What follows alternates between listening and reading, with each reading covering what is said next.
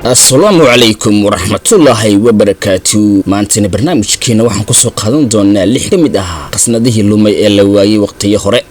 dadyoga soo ururiya waxyaabaha raadiga ee ka haray dadyoogii hore ayaa sheegay in qasnadahan ay yihiin qasnado aan weli la helin balse la ogaaday oo qura in ay ku jiraan sanduuqyadaasna ay ku jiraan dahab iyo weliba lacago. qasnadahaas inta badan la tuhunsan yahay ayaa waxaa la sheegay in ay hadeen burcadbadeedyo, xitaa waxaa jira ay inta badan ku andacoodaan qoraallo uu qoray ninka la yiraahdo Shakespeare, kuwaas oo haddii la heli lahaa ay noqon lahaayeen kuwo xaqiiqo ah. isku daygaas lagu raadinayo sanduuqyadaasna weli ma mid miri dhalay isla markaana wax ka soo naasacdaadeen marka laga tago oo kaliya soo ururinta farshaxano oo qura. tanina waxay yareynaysaa xiisada ku xeeran oo ah in halka ay ku jiraan 6 kamid ah sanduuqyada ugu caansan isla markaana dunida inta la og yahay ay yihiin sanduuqyadii ugu horeeyay isla markaana ku jiraan waxyaalo qadiimi ah. sanduuqa ugu horeeya waa diamondkii Florian. sida la soo xigtay ayaa waxa la sheegay in diamondkan uu yahay diamondkii qafiifiga ahaa ee Florian, wuxuuna u ahaa taajkii dahabka ahaa ee boqorkii Austria ku faani jiray, waxaana lagu qiyaasaa in ay ku kacayso lacag dhan $20 milyan waqtigan casriga ee maanta aan joogno, iyadoona jirtay waayihii hore in 2 faran oo kaliya la iibiyay taajka, taasi oo soo xaday nin la yiraahdo Charles sanadka markuu ahaa 1417. asalka diamondkan wuxuu dib ugu noqonayaa Hindiya, waxaana la sheegay inuu sameeyay nin la yiraahdo Flemish oo dahable ah, kaasi oo dukaan ku lahaa Hindiya isla markaana ka iibsaday askarigan soo xaday dahabka, iyadoona martay dhowr gacan isla markaana ka bilaabatay oo qura hal gacan. ugu dambeyntiina ay dahabkan taajka Austria ay u gacan galeen kooxo. bishii October 1918 ayaa la xaday dahab kaasi oo ku jiray taajka ay leedahay boqorada Elizabeth iyo weliba silsilado iyo dhagaxaan qaali ah. raadadkan dahabkan ayaa waxa soo ifbaxay dhamaadkii 1919 kaasi oo u xilsaarnaa nin la yiraahdo Baron Staran, isagoo loo igmiday inuu ilaaliyo diamondkan. weliba waxaa taasi ku sii darsata in la waayay ninkii loo igmiday inuu dahabkan ilaaliyo markii ugu dambeeyayna la ogaaday halka uu joogo. sanaduna markaas waxay ahayd 1923 wuxuuna beeniyay in diamondku uu isaga haysto, wuxuuna yiri Charles ayaa xaday oo Austria ka iibiyay si uu soo ceshado saldanadiisii hore. wuxuuna dhintay sanadii 1930 isagoona wax raad ah aan ka tigin diamondka. faahfaahinada ka soo baxay diamondkan ayaa qeexaya in uu ku dambeeyo koonfurta America, iyadoona la sheego in diamondkan dib loo habeeyay xitaa la jarjaray lana qaybiyay gobol yar, iyadoona lagu iibiyo suuqyada caalamiga ah ee diamondka lagu iibiyo. ilaa maantadan la joogo cidina ma sheegi karto halka ay ku taal, balse in yar oo qura oo rajo ku jirto ayaa weli isku dayaya in ay ka helaan dalka Mareykanka raadadka dahabka, iyagoona rajaynaya in ay ku guuleysan doonaan ciwaankooda dahabfurka ee diamondkan dhif iyo naadirka ah. kan labaad waa markabkii burburay markay ahayd bishii June 1552 markabkii Portugiiska ahaa Sancho Gion wuxuu ku dhacay xeebta dekada hadda ee St. John ee hadda loo yaqaan Koonfur Afrika ee gobolka Bariga Kaba. markabkan ayaa ku halagsamay meel u dhow afaafka webiga Omzimbobo, waxaana 100 kamid ah 600 oo qof oo saarnaa doonta ay ku dhinteen, halka 500 ee soo hadhana ay u hoggaansameen inay aadaan Manuel Disog, iyagoona sii watay safarkoodii ilaa ay ka gaareen xeebta maalmo yar ka hor inta uusan bixin safarkoodii xooga weynaa, iyagoona waqooyiga dhanka Mozambique u sii jihaystay. 21 kamid ah ayaa ka badbaaday, halka 14 kamid ah ay ahaayeen adoomo, kuwaasoo awood u yeeshay in ay sii wataan safarkii. markabku wuxuu sidii xamuul qaali ah xilliga uu quusayay maadaama ay ku buuxiyeen basbaas, dhagaxaan qaali ah, shixnado, bacaha baluuga iyo weliba qaar cadaan ah. sidoo kale waxaa saarnaa dadyow la soo qafaashay sanduuqyo lacag ah ayaa quusay iyo weliba shixnado kale, kuwaas oo ay ku jiraan qasnado qaali ah. burcadbadeedyada qasnadaha raadiya ayaa waxay sheegeen in ay xeebta ka heleen xoogaa balaastiig ah. ugaarsadayaashaas qasnadaha ayaa xitaa sheegay in uu helay silsilad dahab ah. sidoo kale sanduuqyada la leeyahay waxaa ka mid ah qasnadii qasaartay ee Huwa waa meel weyn oo loo tago fasaxyada in lagu dalxiiso, balse waxay leedahay faa'iidooyin dheeri ah oo ay dad yoga dalxiiska u aada ay halka kula soo kulmi jireen, iyadoona hanti badan halka ku urursaneed. waxyaabaha la xusi karo ayaa ka mid ahaa in ay sheekooyinka ku xusan yihiin in ay shixnado badan halka ku jiraan.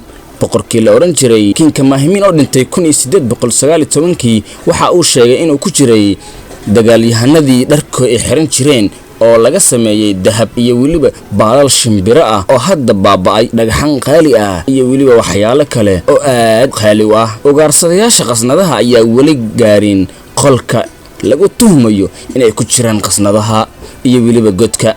intii lagu guda jiray dagaalkii Kabiniwai ee 1790kii, boqorkii Kamahin ciidankiisii waxay dileen in badan oo dagaalyahanada Muwaali ka mid ah. dadka jecel hantidan waxay rumaysan yihiin in haraadiga dagaalkan weli laga heli karo meel ka mid ah aagaga haddii la booqdo. kuwo kale ayaa aaminsan in burcadbadeedkii Ingiriisiga ay Fijan sidoo kale uu ku aasay hanti dhan 500 oo milyan oo dahab iyo weliba waxyaalo qaali ah oo ay ka mid yihiin shilimaadyo iyo weliba hanti kale. taa waxay sheegaan inay ku jiraan hubkii Captain James Cook kaasoo halkaas lagu aasay markii ay dileen isaga sanadka markuu ahaa 1778. sidoo kale hantida la raadina ayaa waxaa ka mid ah Nadir Shah. sanadka markuu ahaa 1739kii, duulaankii reer Faris ee Nadir Shah wuxuu kaga adkaaday magaalada Delhi oo ay la socdaan ciidan dhan 500 oo kun, wuxuuna dilay 30,000 oo ka mid ah ciidamadii ka soo horjeeday, isagoona bilaqaystay meelo badan oo hanti tiilay. qiyaasta hantida waxaa lagu qiyaasaa dhulka ay ku fadhiday 241 kilomitir oo dherer ah. halkaana waa meesha inta badan sheekada ka yara caddahay sida laga soo xigtay sheeko qorayaasha. Nadir waxaa la dilay isagoo u naqanaya Bershiya isla sanadka, halka qaar kalena ay leeyihiin waxaa la dilay sanadka markuu ahaa 1747. labada xaaladoodba waxay qeexayaan in uu Ahmed Shah isaga dilay isla markaana bilaqaystay hantidii Nadir ee uu soo dhacay. Ahmedna waxaa la sheegaa in uu hantida ku aasay dhul hoostiis buuraha Hinduskush ka hor dhimashadiisa. dheemankii buurtii iftiimeysay waa mid ka mid ah qaniimadii ugu waaweynaa ee dahabkii boqortooyadii Ingiriisiga ay lahayd. welina waxaa hadaadigooda qaarkood ay aad uga muuqdaan dhulalka. sidoo kale hantida la baadigoo waxaa ka mid ah harada la yiraahdo Lag Arg. haradan waxay ku taalaa magaalada Scotland si ka duwan Loch Ness. kuwa u safra halkaas waxay raadiyaan in ay ogaadaan hantidan halka ay kaga duugan tahay ama ay ka taalo harada. qaarkoodna waxay raadiyaan in ay helaan dahabkii Karma ee maqnaa, taasoo la rumaysan yahay in uu weli ku aasan yahay aagaga. waxayna ahayd lacag aad u tiro badan iyo dahab oo ay Isbaanishka u soo direen in ay ku maalgeliso kacdoonkii Karma ee 1745 ee ka dhacay Scotland. Isbaanishku wuxuu ballan qaaday in uu soo diri doono ugu yaraan 400 oo milyan oo rodal ah bishiina u soo diri doono si u taageero ciidamada fallaagada. bishii ugu horeysan waxay direen shixnadoodii ugu horeysay sanadkii markuu ahaa 1745, balse waxay gacanta u gashay boqortooyadii Scotland ilaa ay qabsadeen qabaa'ilkii Mackay ee fallaagada bishii Abriil ee isla sanadka. shixnada waxaa lagu qiyaasaa in ay ahayd 120,000 oo rodal oo ay ka mid yihiin Lon Jan Omon oo ay ku taalo Aras. guud ahaan 7 sanduuq oo dahabka Isbaanishka ayaa soo diray isla markaan u soo diray Scotland in ay ku burburiyaan fallaagada, balse markii sanduuqyada ugu dambeyntii la qabtay isla markaan la dejiyay waxaa dhamaaday isla markaan soo afjarmay dagaalkii ciidamada ee jabhadda iyo boqortooyadii u dhaxeeyay. 6 ka mid ah sanduuqyadana waxa ay ku aasan yihiin Lord Aag ee harada. sidoo kale waxaa lacagta mas'uulka in la yiraahdo Berson, taasoo la rumaysan yahay in uu qaar ka mid ah sanduuqyada mid kale la yahay uu ku maalgeliyay isku daygii fashilmay ee uu ku aas-aasay jabhaddii cusbaad. iyadoo madaxdii qabaa'ilooyinka Scottishka iyo weliba maxaabiistii waxay si xadka bax ah isku weerareen isla markaana ay eedeemo dusha isaga tuureen, taasoo ku saabsan maalgelinta Isbaanishka. kan ugu dambeeya ee lixaad ee qasnadaha waa sanduuqii laga xaday Yurub. 56 sano jir sargaal ka tirsan ciidamada amniga ee dalka Jarmalka ayaa wuxuu ku qoray majaladiisa xusuus qorka ee qoraalada isagoona ku sharxay qorshayaashii hogaamiyaashii Naaziyiinta si ay u qariyeen qasnadaha Yurub ee la xaday. xusuus qorkiisa ayaa wax walba ku soo bandhigay aragtiyihiisa iyo weliba sanduuqyadii ay ka xadeen Ingiriiska. xusuus qorkan askarigan Jarmalka ah ayaa wuxuu gacanta u galay qolyooyinkan la yiraahdo Maasoniyada, iyagoona dagaal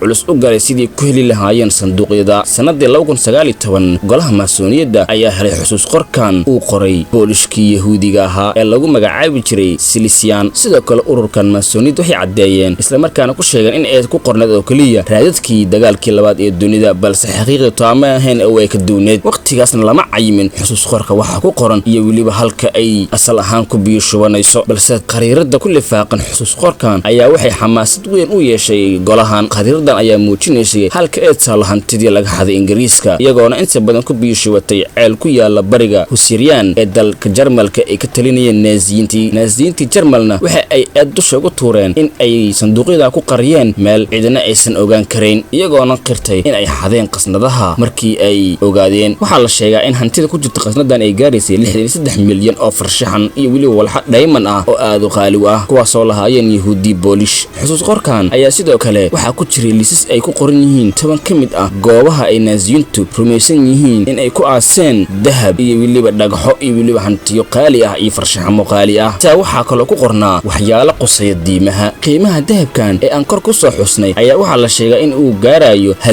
milyan oo dollar, balse maxay taa ku taala oo waxay gacanta u gashay qolyooyin si xun u adeegsan doona haddii ay helaan, waana qolyooyinkan la yiraahdo ururkan maasoniyada.